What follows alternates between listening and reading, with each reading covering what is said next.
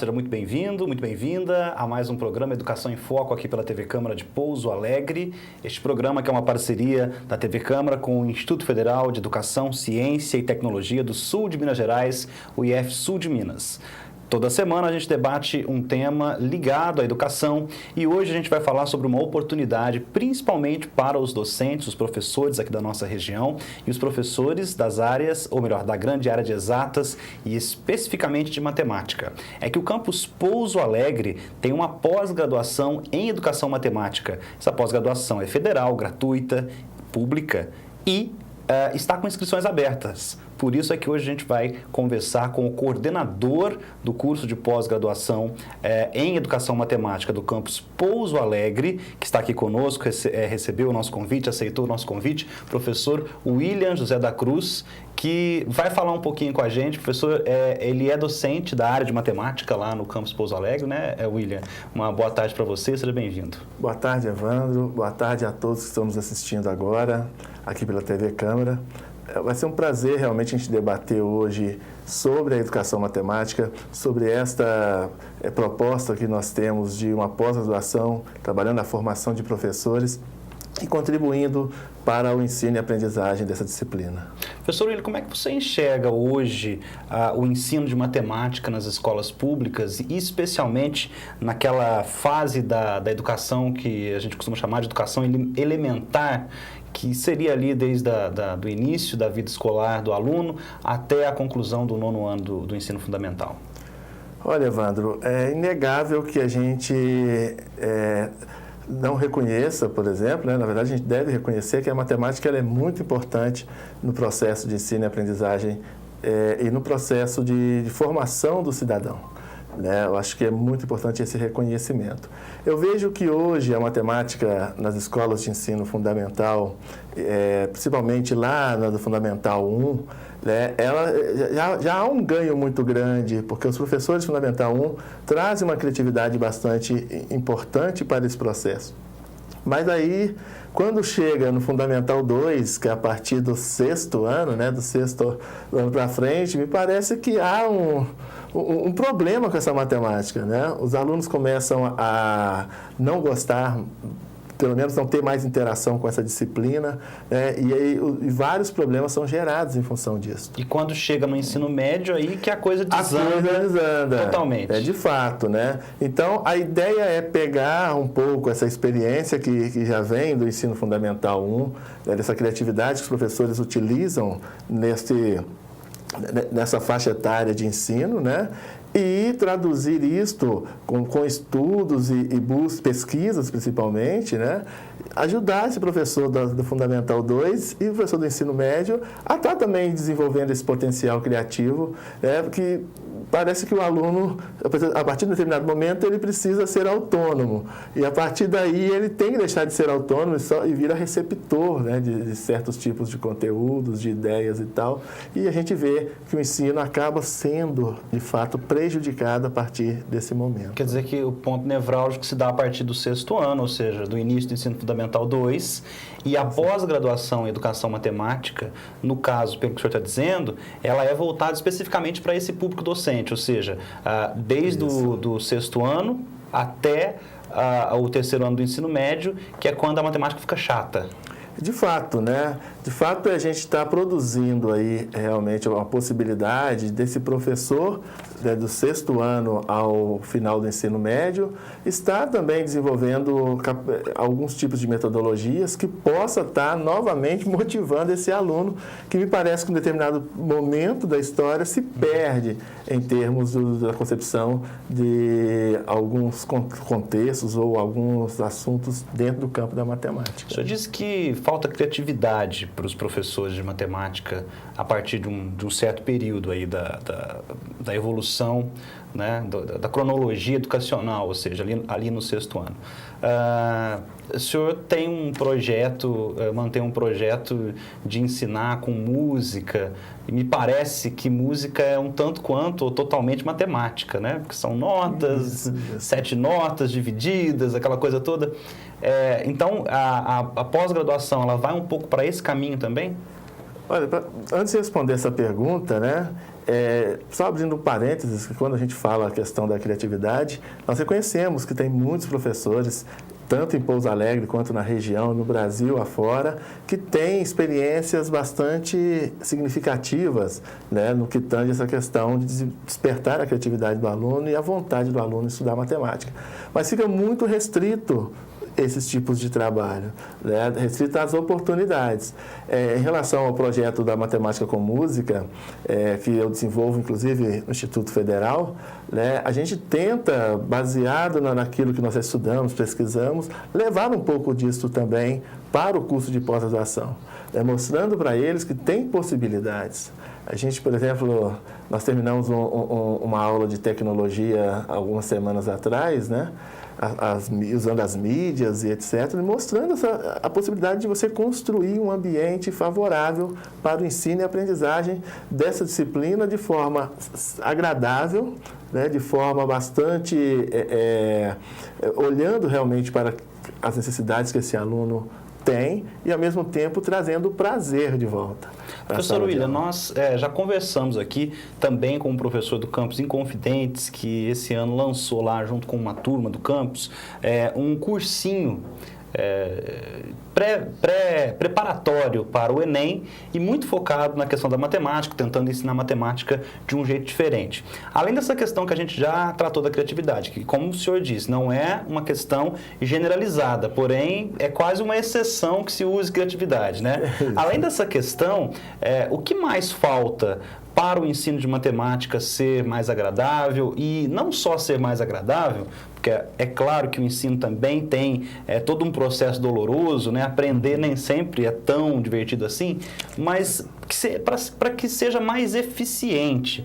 Existe já, por parte, de repente, até das suas pesquisas, ou o acesso que o senhor tem a algumas pesquisas, existe já alguns diagnósticos sobre isso? O que nós precisamos para ter uma matemática mais eficiente, para que os nossos alunos deixem de ser quase sempre os últimos colocados nos rankings internacionais?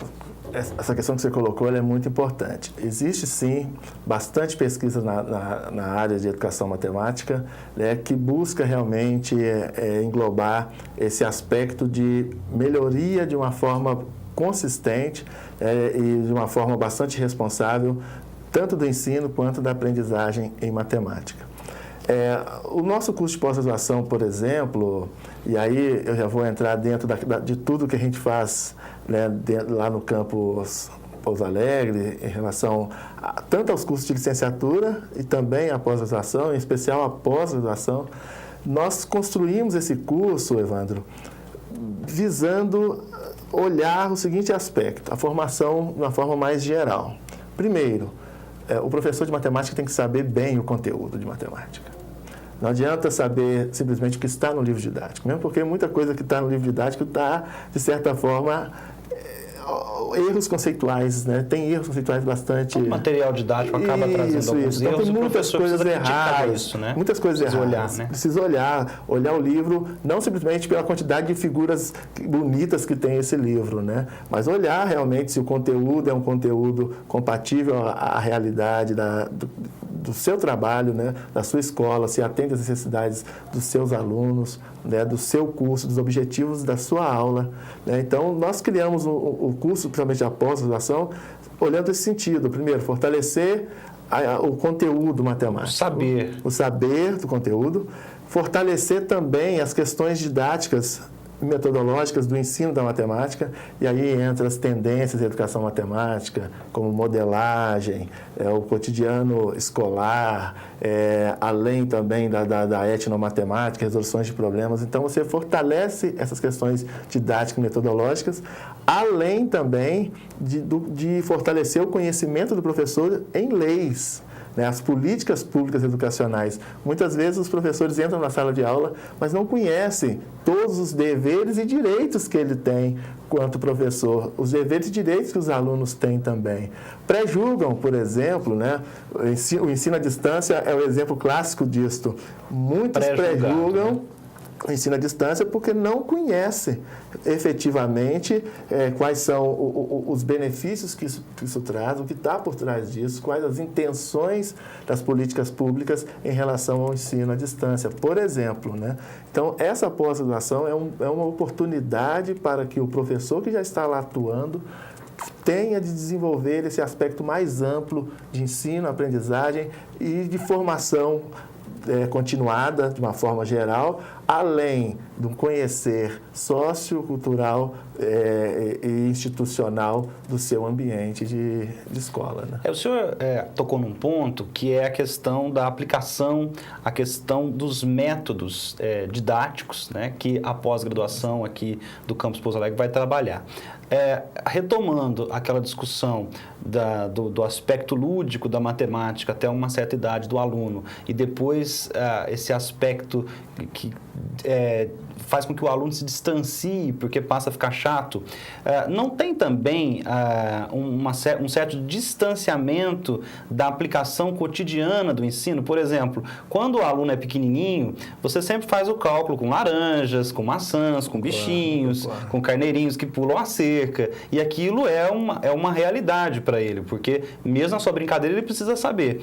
Aí quando vai chegando nos logaritmos, nas trigonometrias, nos senos, cossenos, nas hipotenusas, parece que aquilo vai ficando meio que distante. O aluno não, apesar de haver uma aplicação cotidiana, prática para aquilo, mas parece que isso não é passado para o aluno. E então ele fica assim, para que eu preciso aprender isso? Que é a pergunta que todo aluno faz, seja na matemática, na física, na geografia, na história. Para que eu preciso aprender isso? Eu acho que nós temos que transformar a matemática que a gente ensina, vamos dizer assim, que é uma matemática preta e branca, e transformar numa matemática mais colorida, uma matemática realmente que olhe para a realidade.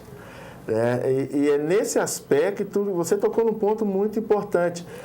Essa ruptura que muitas vezes é percebida, às vezes tem pais que falam, poxa, meu filho, ele gostava muito de matemática, mas agora não gosta mais. Então, essa ruptura, ela acontece em função de um formalismo bastante exacerbado, vamos dizer assim, não sei se esse seria o nome mais correto, mas certo. É uma ideia de formalismo que você coloca e que você não pode fugir disto. Então, isso é algo que torna o processo de ensino da matemática complicado. Eu defendo muito os experimentos mentais, porque eu acho que por meio deles, por meio dessa experimentação, por meio de você construir contextos, esses contextos podem ser contextos reais ou contextos que você cria mesmo metáforas para poder ensinar determinados conteúdos. Isso torna realmente muito mais saudável e o aluno muito mais interessado nesse conteúdo. Eu até cito um exemplo, que muitos vão lá ensinar as multiplicações, né? 3 vezes 5, e aí 3 vezes 5, 15, né? 5 vezes 3 também 15. Aí eu discuto, poxa, imagina só se esse primeiro 3 forem caixas e os 5 bolinhas. Ou seja, você tem 3 caixas e está colocando 5 bolinhas em cada uma delas. Você tem um contexto ali já... Um contexto de multiplicação aplicado a uma realidade. Isso. Agora, quando você muda 5 vezes 3, você já tem 5 caixas e 3 bolinhas em cada uma. A pergunta é, esse 3 vezes 5 aqui de cima é igual a esse 5 vezes 3 aqui de baixo? Se você olhar no contexto do resultado, tudo vai dar bolinha, tudo bem. A ordem dos fatores não altera o produto, nesse caso. Mas em termos de as realidades colocadas no problema, são distintos, porque o primeiro problema você só tem 3 caixas, no segundo você tem 5 caixas. Então, você tem que ser capaz de desenvolver esses tipos de argumentações na sala de aula, porque você vai estar trabalhando essa cognição do aluno, esse envolvimento crítico dele com essa disciplina que muitos acham que é só guardar a fórmula. Não é. Você tem que discutir todo esse contexto, em que momento que eu estou aplicando determinadas situações dentro do campo da matemática, em que momento é possível que aquele conteúdo sirva para resolver aquele determinado problema, né? Porque senão todo mundo vai achar que pode fazer tudo. O menino olha não para... não vai achar utilidade. A essência da coisa. No problema, né? A utilidade tanto no problema quanto no próprio conteúdo. Equações. Você passa a equação para o menino, ele resolve equações a vida inteira. Na hora que ele tem que resolver um problema, ele não consegue associar o problema... Aplicar a equação àquele problema. Porque ele ficou a vida inteira decorando regras de passa para lá com o sinal trocado, passa para cá com não sei o quê, mas ao mesmo tempo ele não aprofundou no que é essencial, né? Que é resolver os problemas que aparecem para ele resolver, que sejam problemas até de ordens sociais, culturais e etc. Com certeza, professor.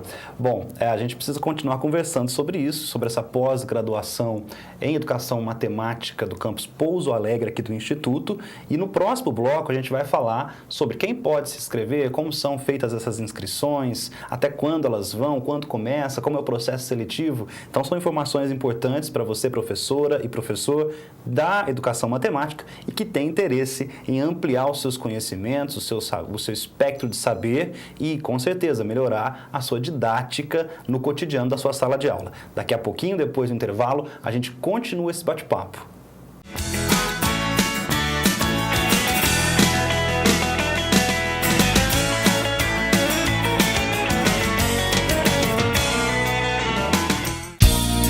Visite o site da Câmara na internet e fique por dentro de tudo que é notícia no Legislativo. Além de conhecer os vereadores, aqui você tem acesso aos principais assuntos debatidos na Casa, ao portal da Transparência e muito mais. Acesse www.cmpa.mg.gov.br.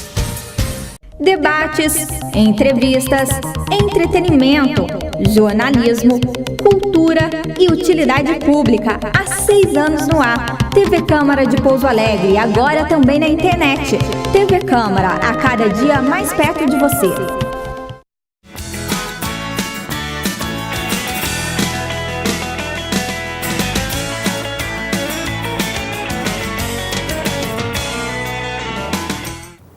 Muito bem, estamos de volta com o programa Educação em Foco, edição desta quinta-feira, onde nós estamos falando sobre a pós-graduação em Educação Matemática do campus Pouso Alegre do Instituto Federal do Sul de Minas. Uma oportunidade para os professores e professoras da matemática de Pouso Alegre e também de todas as cidades aqui da região. Para falar com a gente sobre isso, está aqui nos estúdios o professor William José da Cruz, ele é coordenador dessa pós-graduação lá no campus Pouso Alegre. E agora, professor William, eu queria tocar em pontos mais práticos do processo seletivo dessa pós-graduação, e o primeiro deles é o seguinte: quem é que está apto a fazer esta pós-graduação?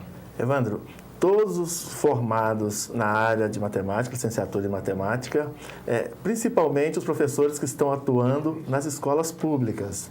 É claro... Há uma predileção aí pelo professor que estiver atuando em escola pública. Isso. Mas todos os professores de qualquer instituição de ensino, serão bem-vindos. Público ou particular, são bem-vindos. Mas o nosso foco realmente é contribuir para o professor da escola pública. Como é que funciona o processo seletivo?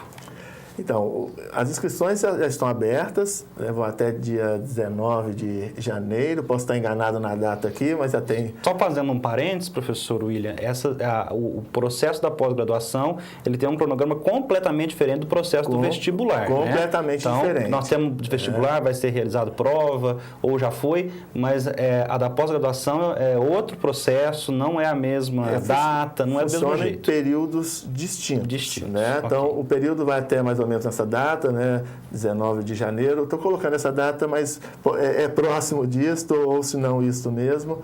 E no dia 5 de fevereiro, nós temos uma avaliação, né? Vai ter uma prova, e aqueles que obtiverem 60%, né, da nota da prova, eles vão para a segunda etapa, e nessa segunda etapa, análise de currículo, né?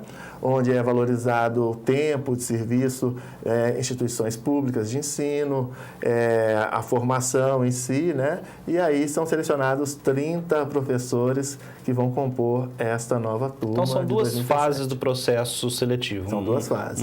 Uma fase de eliminação e classificação, que seria a primeira fase das provas, e depois uma fase classificatória. Classificatória do que aí é o currículo dele. Isso. Como se fosse uma prova de títulos, isso, né? Dando ênfase que o professor de escolas públicas, ele está sempre assim... Ele vai acabar tendo uma preferência. Uma preferência na análise do currículo dele, em termos de avaliação do currículo dele. Vai contar ponto, estar dando aula, ou ter dado aula, ou o tempo de atuação numa escola pública, né? Isso. Mas eu repito, né? Todos estão convidados a participar do processo, tá? É possível que todos consigam entrar, né? Essa questão de professores de escolas públicas é realmente pelo papel e objetivo que a gente sempre coloca de fortalecer, de fato, essa formação onde realmente precisa ser fortalecida, né? Sem dúvida. E um professor que não está na escola pública, né, e está na iniciativa privada, uma pós-graduação como essa agrega muito ao currículo dele. Então, na hora de apresentar esse currículo numa escola particular, por exemplo, isso vai gerar para ele um ponto a mais ali naquela análise, né? Isso, justamente. Uma capacitação profissional imensa, né? Isso, sem contar também que ele pode utilizar em concursos e pode estar realmente ajudando muito nesse sentido, do crescimento profissional dele, né? Até para ingressar na iniciativa pública, isso, né? Isso. Tem muita gente que não gosta que fala muito sobre isso, né? Porque acha, poxa, mas a pós é para melhorar o cara no ambiente de trabalho dele. De fato, mas a gente também não pode tirar a oportunidade do professor querer buscar outras coisas também. E não tem como negar que o objetivo principal da pós é, de fato, melhorar o ambiente de trabalho. Mas não tem como negar que um diploma, né, que um certificado como esse, ele vai agregar valor ali ao currículo do indivíduo que realizou a pós. Então, e dando isso aí possibilidades, é um fruto da pós, né? Isso é verdade. Pode não ser o objetivo principal, mas é o fruto. Eu queria perguntar o seguinte, essas inscrições elas são realizadas via internet, é online? Isso, é online, né? Só entrar no site do IF Sul de Minas, tá tanto no site da reitoria quanto também no site do próprio campus, né? E lá tem todas as informações, o edital, os professores que se interessarem, é só acessar o www.ifsudminas.edu.br que vai poder ter todas as informações necessárias dessa pós-graduação. O que eu posso dizer é que nós estamos bastante ansiosos e receptivos por essa nova turma. Essa nova turma vai funcionar em horários diferentes da turma anterior. Vai ser na sexta-feira à tarde e no sábado de manhã, né? E buscando realmente contribuir de forma bastante positiva para a formação dos professores de matemática aqui da região do sul de Minas. Bom, tinha uma pergunta que acabou sendo respondida aí, que é em relação ao horário, né, das aulas, porque, claro, os professores trabalham, eles têm seus afazeres, e aí são duas questões. A primeira está respondida, quer dizer, as aulas são nas sextas à tarde e aos sábados de manhã. Agora, o curso, portanto, ele é totalmente presencial. A gente falou de educação à distância há pouco tempo. Vamos deixar claro, esse curso é totalmente presencial. Totalmente presencial. Toda sexta e sábado vocês vão ter esses encontros conosco, né? E que vai permitir realmente essa interação entre pesquisas, desenvolvimento aprofundado dos conteúdos e também discussão das didáticas e das políticas públicas. E quanto tempo de curso, professor William? São 18 meses. Um ano e meio. A carga horária é o quê? Em torno de 360 horas. 360 horas. O bacana, Evandro, só abrindo um parênteses, é que o curso tem 2 momentos de seminários. Eu acho que isso fica bastante interessante a gente discutir, porque o primeiro momento de seminários é feito no segundo semestre do curso, né? E esse momento primeiro momento do seminário, que é feito nesse segundo semestre, os professores do curso dão palestras para os próprios alunos, né, mostrando as suas pesquisas, aquilo que ele já vem desenvolvendo de trabalho e tal. E no segundo momento, que é lá no terceiro período do curso, os alunos dão os seminários já preparando aí para a defesa do TCC. E aí vem a outra pergunta. haverá necessidade de se realizar um trabalho de conclusão de curso. Sim. E que será uma pesquisa. Uma pesquisa na área de educação matemática. Essa pesquisa ela pode dar ênfase a várias questões. O conteúdo em si, né, ou a própria formação de professores e tudo que envolve o chamado ambiente escolar, né? Então, você tem oportunidade de desenvolver pesquisas nessa área, tanto na área de educação quanto na área de matemática, mas sempre com foco na educação matemática. E é importante que o professor, a professora que está nos assistindo e que, de repente, se interesse por fazer esse curso, saiba que haverá essa necessidade de fazer um TCC, que haverá uma pesquisa a ser realizada, porque o que acontece muito em pós-graduação é assim, aproveitando já até aquela crítica que o senhor mencionou que muitos fazem, né? Tem gente que quer fazer a pós-graduação apenas por conta do título, né? Nós estamos dizendo que o título ele é importante, ele é uma consequência de um projeto, né? Ou seja, de uma melhoria que a pós quer dar aí a atuação desse professor. Mas existe muita gente que às vezes, não, quero fazer a pós-graduação porque eu vou ter um aumento de salário, vai aumentar tantos %. Só o papel, né? Só que é o papel. E aí quando vier para a pós-graduação, já tem que vir sabendo que, além das aulas, ainda vai ter que dedicar um tempo ali do seu cotidiano para realizar uma pesquisa, para produzir um texto acadêmico. Sim, e isso não é fácil, né, professor William? Isso. Evandro, é uma coisa muito diferente que nós estamos fazendo com esse curso de pós-graduação. Primeiro que nós criamos na pós-graduação o chamado aluno especial, né? Então, nós abrimos o edital para receber alunos especiais em pós-graduação lato sensu. Coisa que... Uma novidade. Uma novidade. A segunda novidade é que nós realmente queremos inserir esse professor da pós-graduação na pesquisa. Ali ser, de fato, um primeiro momento de pesquisa. Coisa que muitas pós não exigem essa pesquisa final. Geralmente exige um trabalho de conclusão de curso, mas que não necessariamente precisa ser uma pesquisa, né? Pode ser, sei lá, uma construção de algum tipo de material, né? Uma proposta pedagógica e etc. Então, a gente está exigindo realmente uma pesquisa, porque a ideia nossa, a médio prazo... É o mestrado. Entendi. Né? Então, nós já queremos preparar esses alunos, né, para serem possíveis postulantes ao mestrado, que nós já ingressamos, inclusive, na CAPES. Estamos aguardando aí os resultados, né, que ainda não saíram, mas a nossa pretensão a médio prazo realmente é o mestrado. Então, por isso que nós estamos fazendo dessa pós algo bastante inovador, né? Além de esse professor que muitas vezes ele se afasta da pesquisa até mesmo na licenciatura, onde ele poderia estar iniciando esse processo de investigação, né, por conta do TCC também que ele tem que fazer na licenciatura, mas muitos chegam e falam, eu nunca fiz pesquisa, meu TCC foi, né, uma atividade lá no final e etc. Né? Então, a ideia é realmente... Quem vier para essa pós-graduação, que venha sabendo que vai ter que interagir mesmo com as metodologias de pesquisa, inclusive, né?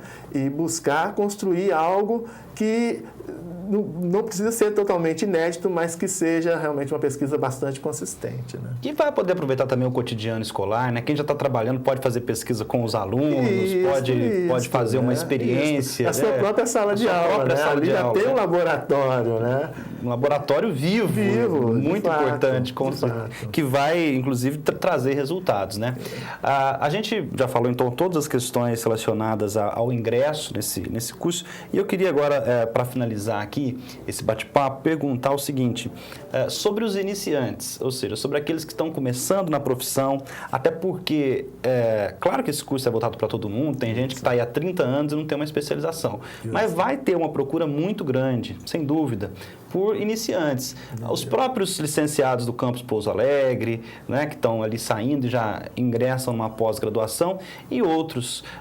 Quais são as principais dificuldades hoje para um iniciante, um professor que vai enfrentar pela primeira vez uma turma principalmente uma turma de ensino fundamental, ensino médio nas escolas públicas, que a gente sabe que esse professor tem que lidar com muita coisa, que não é só a falta de interesse do aluno pela matemática, mas pela escola em si, a falta de uma estrutura social adequada, que permita àquele aluno se dedicar aos estudos, o que gera indisciplina, muitas vezes, na sala de aula. Então, nós temos essas dificuldades todas aí para quem está começando, professor. Então, Evandro, realmente a mensagem que a gente pode trazer, inclusive na nossa turma 2016, nós recebemos dos 20 alunos que entraram, porque foram 20 vagas em 2016, nós recebemos em torno de uns 5 ou 6 que estavam iniciando realmente a carreira de professor. Tem uma que ainda nem leciona em salas de aulas, vamos colocar assim, entre aspas, normais, né? Salas de aulas de escola. Regulares. Tá? Regulares, né? Isso. Dão aulas particulares e tal. Mas o que eu vejo é o seguinte, a profissão de professor, eu que já estou há 20 anos nessa linha, né, nessa carreira, já passei por várias esferas dessa profissão, já fui diretor de escola e já trabalhei no ensino fundamental 2, fundamental 1 como diretor, né, ali em termos, mais em termos de gestão, né? Isso, administrativo, mas a gente acompanhava, né, um pouco desse envolvimento. Por isso que eu falo muito bem do Fundamental 1, né, que as professoras lá, elas trabalham às 4 horas e 30 minutos e é um trabalho bastante... é incrível, né? Isso. Já vista que o IDEB do Fundamental 1 foi o melhor de todos e está numa crescente. Isso a gente tem que destacar e destacar com bastante ênfase. E, um parênteses, é a classe mais mal paga, a categoria mais mal paga. É o Fundamental 1, né? Geralmente melhora o rendimento, o salário, conforme vai aumentando o nível. Justamente, né? Quer dizer, com todos esses empecilhos, elas ainda conseguem fazer trabalhos brilhantes, né? Então, é um trabalho de realmente muito louvor e de dar os parabéns. E para esse que está iniciando, primeiro, entra na carreira com vontade de querer mudar. Eu acho que a vontade da mudança ela tem que acontecer. Porque muitas vezes o professor começa na escola, já pega certos vícios de escola e acaba não dando sequência àquilo que está aprendendo numa pós-graduação, que aprendeu na sua licenciatura, porque acha, poxa, cheguei lá, mas não é nada daquilo que eu estava pensando, então eu estou fazendo o que todo mundo faz. Mas você só vai destacar se você tiver coragem de fazer o diferente. Mas para fazer o diferente, você tem que conhecer bem. Aí, a questão de fazer uma pós-graduação, de continuar os estudos, de buscar um mestrado, um doutorado, de continuar estudando. O professor é aquele que tem que estudar sempre. Não pode achar que, eu já formei, agora é hora só de ir lá dar aula. Não. A sua formação ela é contínua, ela é a cada dia na escola. E uma pós-graduação, como o desenho que, por exemplo, nós fizemos aqui no Campus Pouso Alegre, é algo que vai te ajudar. Mas quem vai resolver todos os problemas de sala de aula é você, professor. Não tem como. O professor ele anda um pouco sozinho nessa solução de problemas, né, professor William?